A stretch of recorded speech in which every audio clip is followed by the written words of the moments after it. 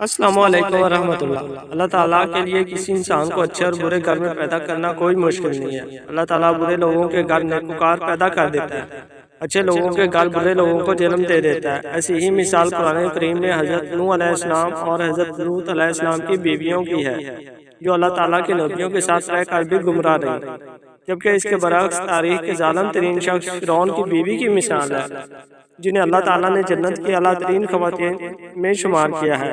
ایسی ہی ایک مثال ابلیس کے پڑپوتے حما کی ہے۔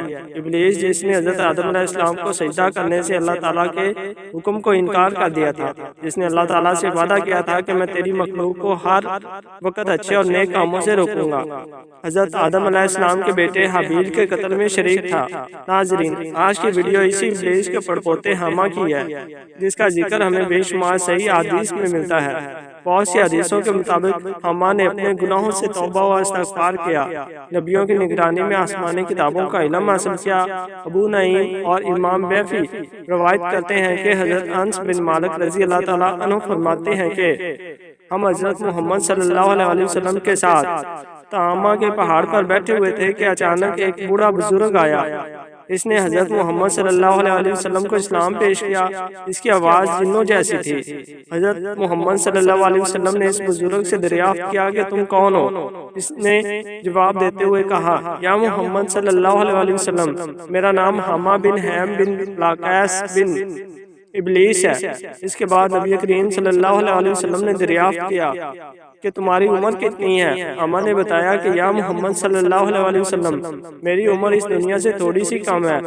جب قابیل نے حابیل کو قتل کیا تھا تو میں اس وقت بچہ تھا، مجھے ساری سمجھ بوجھ تھی، میں لوگوں کی چیزیں اٹھا لیا کرتا تھا، لوگوں کو اچھے کاموں سے برے کاموں کی طرف مائل کرنے کی صلاحیت رکھتا تھا، میں لوگوں کے دلوں میں وسوسے ڈال کر ان کو نیک کاموں سے بھٹکا لیا کرتا تھا۔ آپ صلی اللہ علیہ وسلم نے فرمایا کہ تم بہت ہی برے ہو۔ حما نے کہا، یا محمد صلی اللہ علیہ وسلم، مجھے ایسے نہ کہیں، میں توبہ و استغفار کرنے کے لیے آپ کی خدمت میں حاضر ہوا ہوں۔ یا رسول اللہ صلی اللہ علیہ وسلم، میں حضرت نوح علیہ السلام سے ملا ہوں، میں حضرت نوح علیہ السلام کی مسجد میں رہا کرتا تھا، میں حضرت نوح علیہ السلام پر ایمان لانے والوں میں سے تھا۔ میں نے حضرت نوح علیہ السلام کو کہا کہ میں ان لوگوں میں سے ہوں جو حابیل بن آدم جیسے کہ خون میں شریک تھے، کیا اللہ تعالیٰ میری توبہ قبول فرمائے گا؟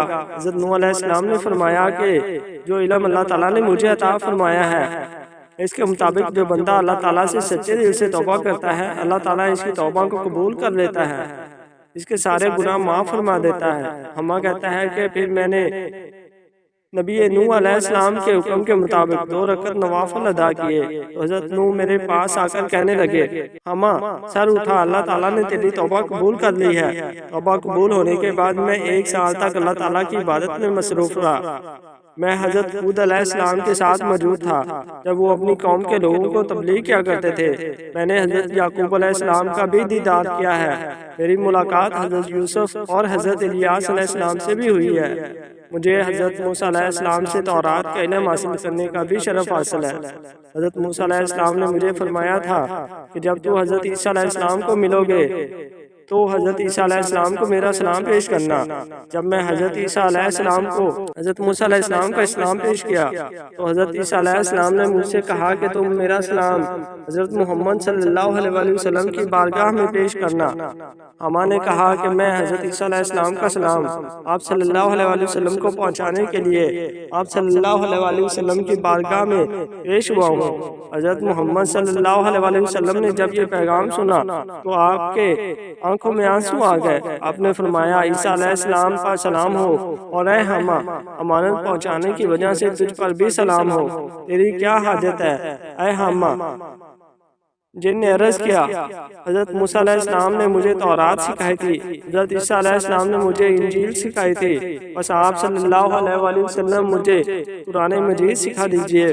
چنانچہ حضرت محمد صلی اللہ علیہ وسلم نے اس جن کو قرآن مجید کی تعلیم فرمائی اور اس کو 10 صورتیں سکھائیں اور فرمایا کہ اے حما، اس وقت تمہیں کوئی حاجت ہو پھر میرے پاس آ جانا اور ہم سے ملاقات نہ چھوڑنا۔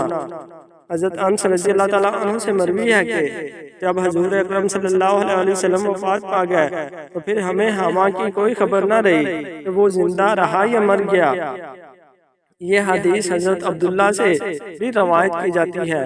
اس کے علاوہ امام جلال الدین اپنی کتاب لقط المرجان میں حضرت عائشہ رضی اللہ تعالیٰ عنہ سے روایت کرتے ہیں کہ حضرت محمد صلی اللہ علیہ وسلم نے فرمایا کہ آما ابلیس کا پڑپوتا جنت میں ہے۔